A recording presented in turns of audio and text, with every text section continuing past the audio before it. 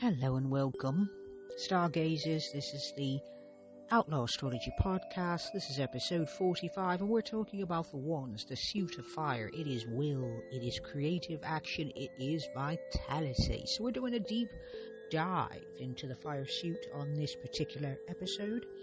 And so what we're talking about here is exploring the elemental nature of the fire suit, the native arc from ace to 10, and how each card embodies different expressions of creative will and passionate action.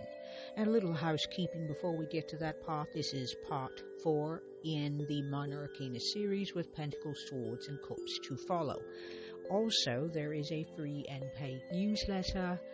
These episodes are also available newsletter-wise if you are interested in reading them rather than listening, and that is free until I decide it's not free anymore.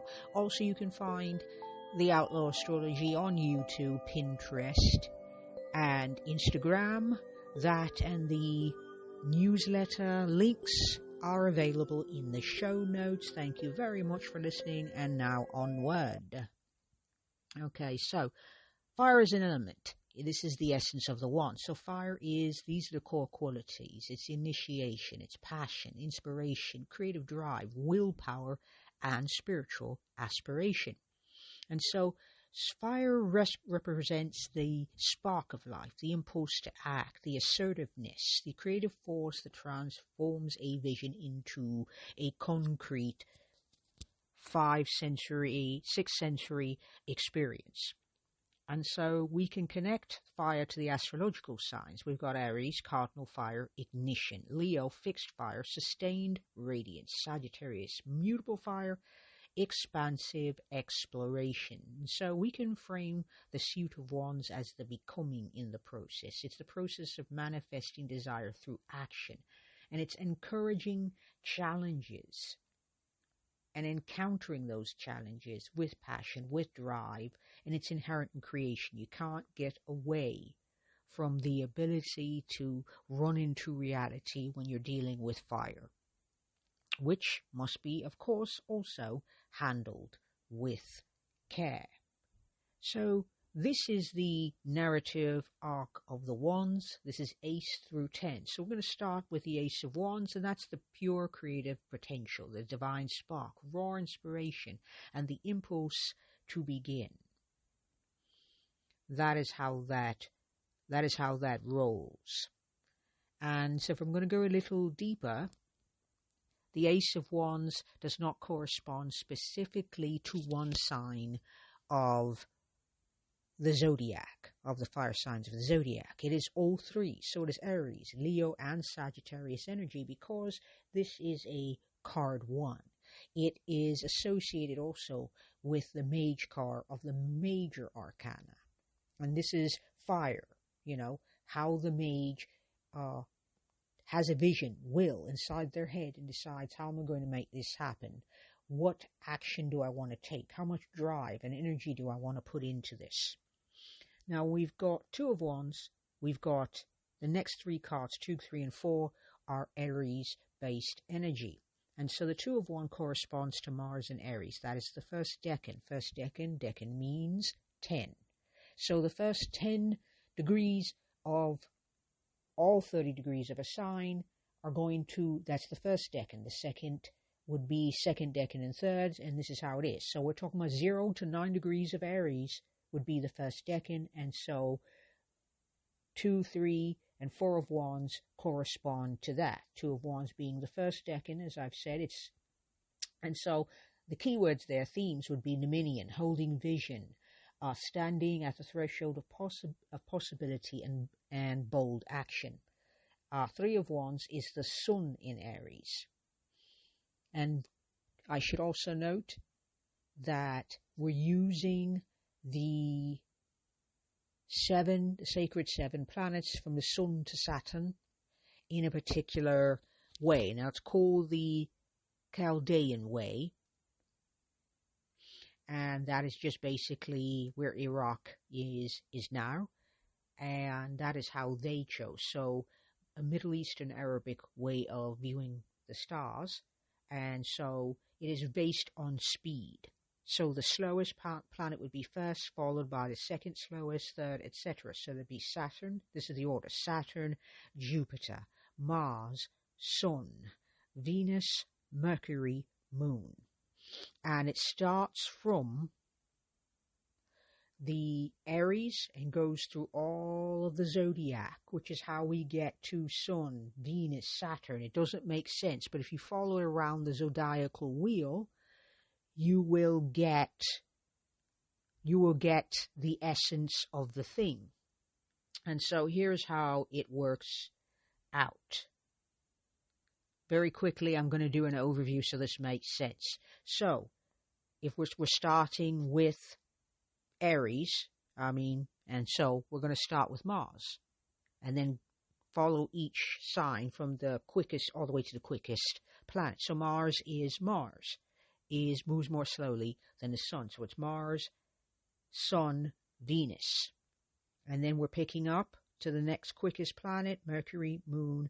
Saturn would be the slowest again. And what would follow after that? Jupiter. So we're looking at those three: Mars, Sun, and Venus. Those are the first three cards of the minor arcana in wands. Okay? That's how that works. Taurus has its first decan is Mercury, its second is Moon, its third is Saturn. Still following that order, Gemini's energies work like this: Jupiter, Mars, Sun. Cancer follows up with Venus, Mercury, Moon, starting the cycle over again, with Leo starting with Saturn, Jupiter, Mars, Virgo, and this is all the decans. So all with 3 planets, that would be 10 degrees each. If I have not said, it's 0 to 9, 10 to 19, that's the second decan, and 20 to 29 would be the third decan. And so at Virgo, it starts with Sun, Venus, Mercury. Libra is Moon, Saturn, Jupiter. Scorpio is Mars, Sun, Venus, and Sagittarius is Mercury, Moon, Saturn. Capricorn starts with Jupiter, Mars, Sun. Aquarius is Venus, Mercury, Moon. Pisces is Saturn, Jupiter, Mars, and then it starts again with Mars for Aries. So that's just to give you an idea. So when we see Mars, Sun, Venus, it's only because we're looking at the zodiac in order. Starting off, that's how we're arriving at that. So if it doesn't make sense, it's because it goes in zodiacal order as opposed to just all of the wands cards all at once. So that's just long explanation to just say that. Okay, so 3 of Wands is the Sun in Aries, and that's the second decan, and it's established strength, vision taking root, looking at the horizon with confidence. 4 of Wands, still in Aries, it's Venus in Aries, third decan, completion of foundation, celebration, harmony within a creative structure. Next up, 5 of Wands, Saturn in Leo, first decan, and the keywords are strife, competition, struggle to maintain individual expression among conflicts. 6 of Wands, Jupiter in Leo, second decan, victory, recognition, triumph after the struggle, public acknowledgement of achievement. 7 of Wands, Mars in Leo, third decan, valor, defending one's position, standing firm against challenges with courage. 8 of Wands, Mercury in Sagittarius, first decan, swiftness, rapid movement, messages and momentum, accelerating toward manifestation. 9 of Wands is the Moon in Sagittarius, second decan, strength and reserve, resilience, the wariness of defending what's built yet standing true and standing guard. 10 of Wands is Saturn in Sagittarius, third decan, oppression, carrying the burden of success, the weight of responsibility when vision becomes obligation and duty.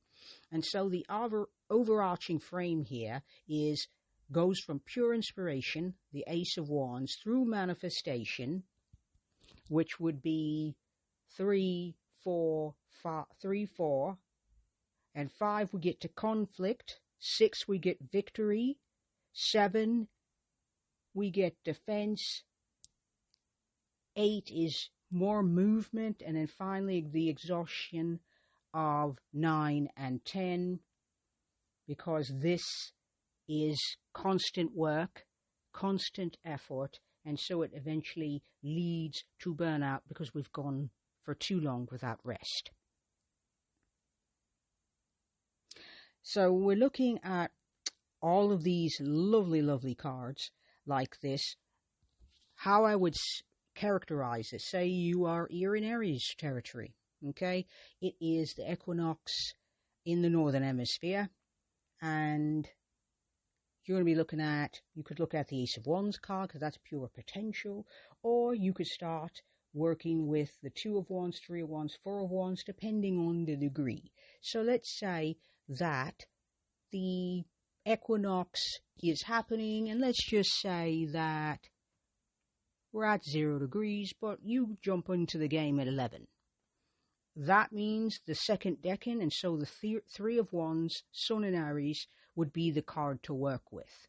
And that is the card of established strength, vision taken root, looking forward to the horizon with confidence. Or maybe the moon is in Sagittarius. And that's the 9 of Wands card, and that's the second decan. And you could pull out that card of the deck when the moon happens to be in Sagittarius.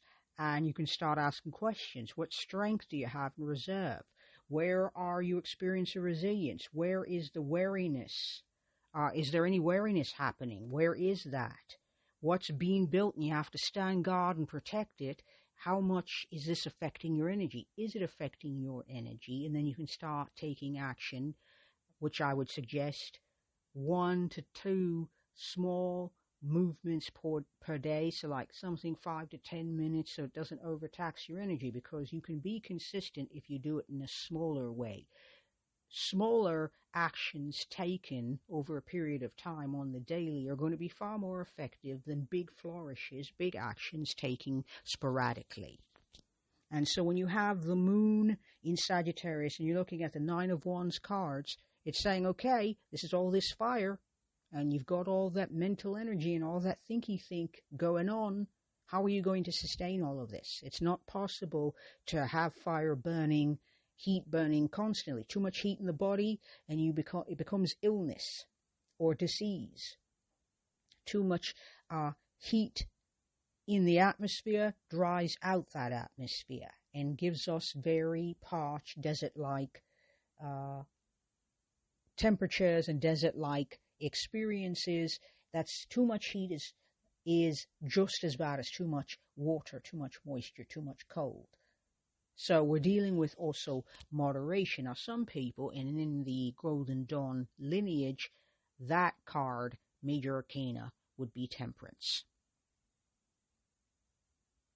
And if you like, you could also pull out the Temperance card and say, how do I temper this fire?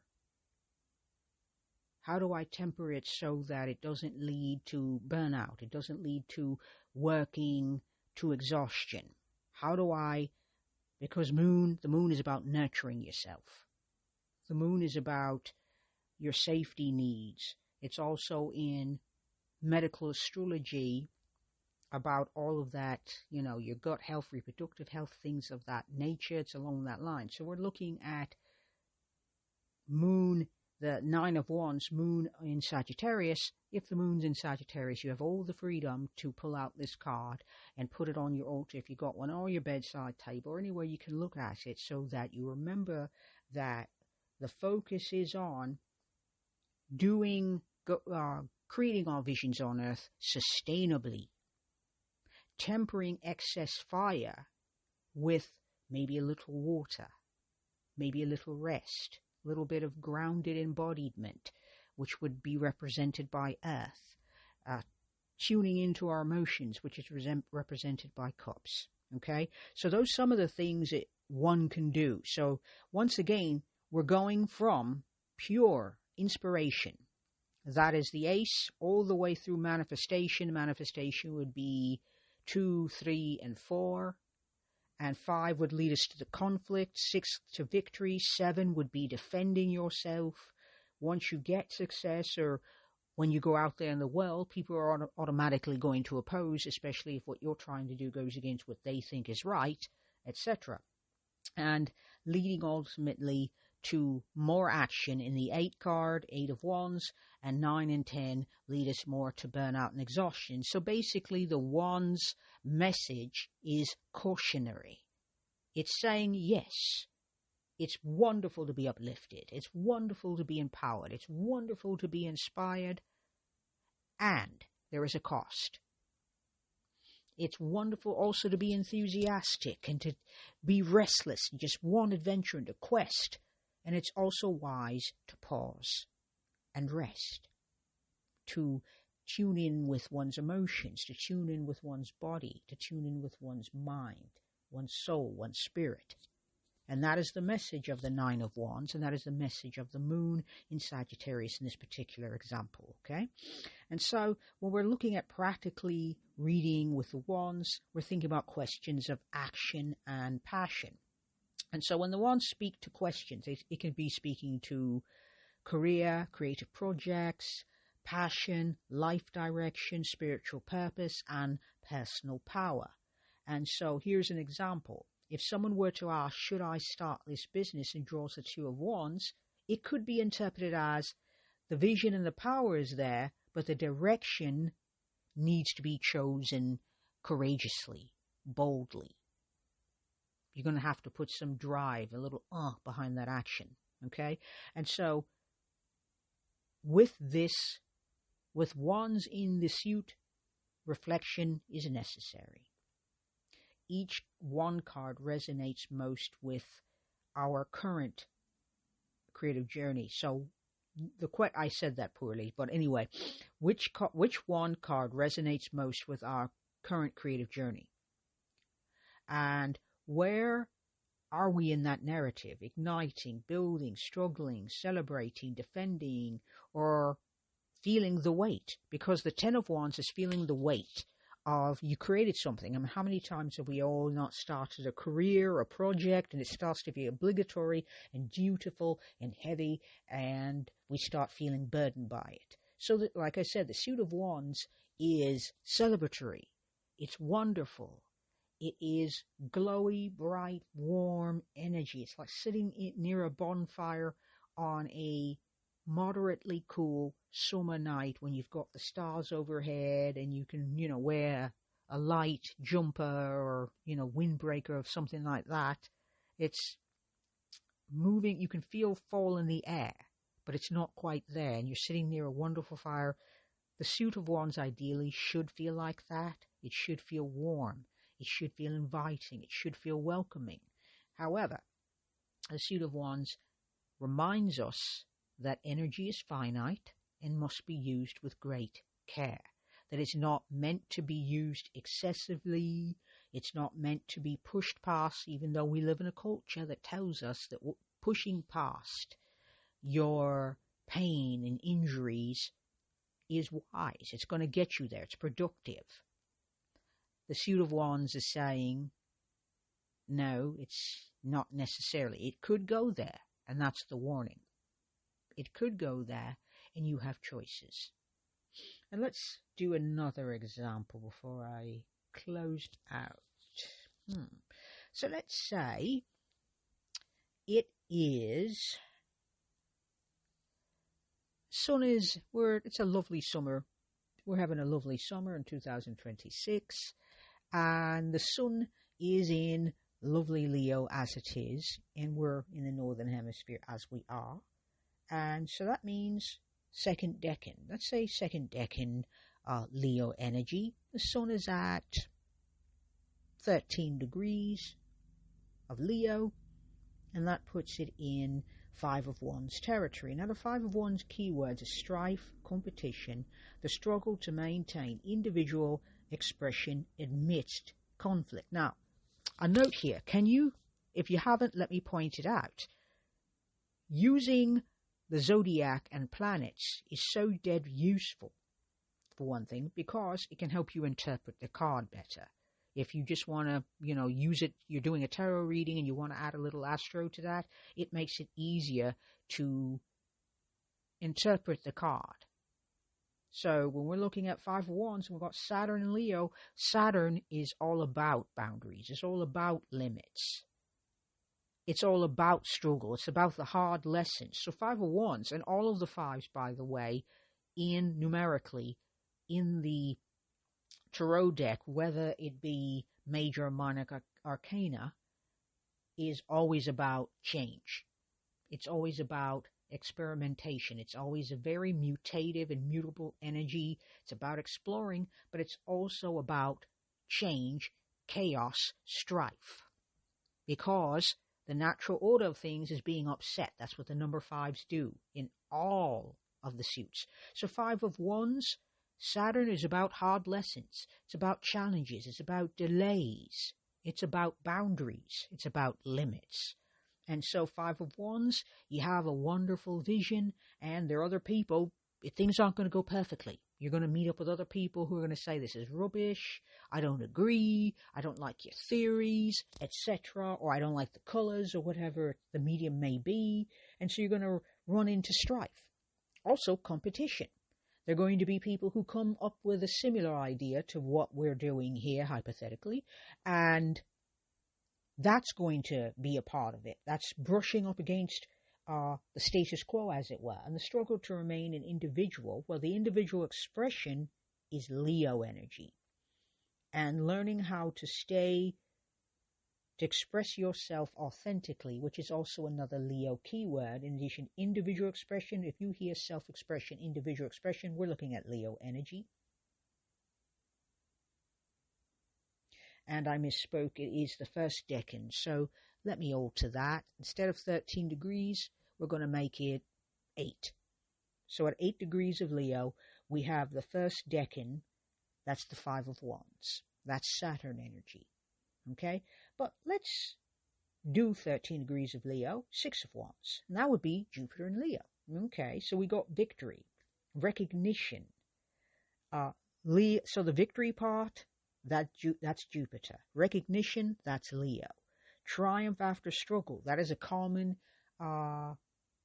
phrasing you're going to see for Six of Wands, because Six of Wands usually shows someone, if it's the old Rider-Waite-Smith deck, someone under wreaths. They got a wreath about their head. They're under a canopy of leaves, and it looks very celebratory. And there are people surrounding the querent, represented by a single figure on the card, trotting in on their horse with all of the celebrations around them. So you won. Let's put ourselves in the figure's seat for a moment. We've won. We got what we wanted. Hurrah, hurrah. That's the Six of Wands. It's highly celebratory. It's highly nurturing energy. Sixes are nurturing. In Wands, we took action, and rah, rah, rah, yay us. Jupiter's the victory, as I said. Recognition is very Leo. Triumph after a struggle. You put in the energy, and this is the card that follows Five of Wands. We had competition and strife, and we survived it, and we've triumphed after the struggle. We're still here. Maybe that's the triumph, okay? Or we have hit one of our first milestones, for example. So it's public acknowledgement of achievement, which is also very Leo energy, okay? So that 5 card, you see how it pulls immediately into the 6? Let's do one more, and then we look at the 7 of Wands. And let's move that to about 21 degrees of Leo, the sun, and it is August. So high summer in the Northern Hemisphere. And we got the 7 of Wands, which corresponds to Mars in Leo, 3rd decan. Okay? And so what we've got here is keywords: valor, defending one's position, standing firm against challenges with courage. Okay, that sounds fun. Valor would be courage. That's Mars. Defending, also Mars. Standing firm against challenges with courage, Mars. This is all Mars energy. But Leo is very personal, very self-expressive. So you'll notice one's position, that's very Leo. Okay? And the sevens are usually going to be about change. It's a mystical number, but it's about change. We won in the 6, and now we have to fight to keep our space under the fire of the sun. And that is what the 7 of Wands is speaking of. And so when we're looking at Wands territory, and we're looking at 5, 6, and 7, we're looking at Leo territory. So let's say we're having a challenge, a creative challenge at work, 5 of Wands. And let's say we draw. It speaks to us directly. Okay, yeah, I'm experiencing strife. What do I do? And the next card we draw is the 6 of Wands. Okay, there will be success after this if you're willing to push through, but you have to decide how much energy you want to exert, because remember, the Wands suit is a cautionary tale. That, yes, inspiration is beautiful, but if we overdo it, we could end up overburdening ourselves and taking something that started out enthusiastically and turning it into a to-do list with all the obligations, all the responsibilities, all the duty, and none of the enjoyment, none of the delight. Okay, so those are just some of the ways that we can look at a card. So let's say should I start a business? And let's start again, 6 of Wands, it's a challenge that it's likely it could be a successful business, that it's a good direction to go in. I would see the 6 of Wands is, should I start this business, would be yes. This direction at this time is looking favorable, is how I would interpret that. And Wands timing is usually late spring, early summer. So Aries through Sagittarius season, I wouldn't say that. I would say Gemini through Leo, early Virgo season would be all that. And so when we're looking at all of this, spring and summer, Gemini, Cancer, and Leo would be the signs, with a little bit of Virgo would be the signs I'd be looking at. And so in high Leo territory, I'd be looking at the 5, the 6, the 7 of Wands, because that is banked fire. It's meant to be sustainable. Leo energy is not, it's sustaining energy. It is not about, it's not about sparks. It's not about wildfires or anything like that. If Aries energy has the potential to be a wildfire, Leo takes that fire and puts it into a hearth, and now we cook over it. Stay warm with it. And then that fire moves into Sagittarian outdoor spaces, and it's a bonfire, with the potential of getting away from us in a high summer mode, because if it's dry, it's hot. It could also potentially lead to wildfires. To give you a physical idea to represent this. And so the key takeaway here would be that start the journey of creative fire from the spark to the burden. It is a cautionary tale. It shows us the inspiration must be tended wisely, or it can potentially consume us. So the call to action here, the mission here, should you choose to take it, is to draw one card daily this week and track how fire energy moves through your life. Where are you igniting? Where are you building? Where are you burning out? How are you turning up? How are you showing up? Are you showing up uplifted, empowered, inspired, courageous, brave, driven, passionate? To what degree would be another question. And so the next episode, we're going to be looking at the Pentacles. That is the suit of Earth, and we'll be exploring the material manifestation, the security, and the body's wisdom. So thank you very much for listening and hanging in there with me. Appreciate you, and Happy New Year to you and yours. And one last thing, we do have a newsletter, free and paid. This podcast episode is free if you prefer to read it. If you choose to sign up for a free membership that's also paid, we appreciate your support to the podcast. If you want to find us and give us 5 stars, which would be helpful, you may do so on any of the podcasting platforms where you happen to listen to podcasts, but in particular YouTube, Apple iTunes or Apple Podcasts would be the chief. Also Spotify. And thank you very much. Peace and astro magic, star people.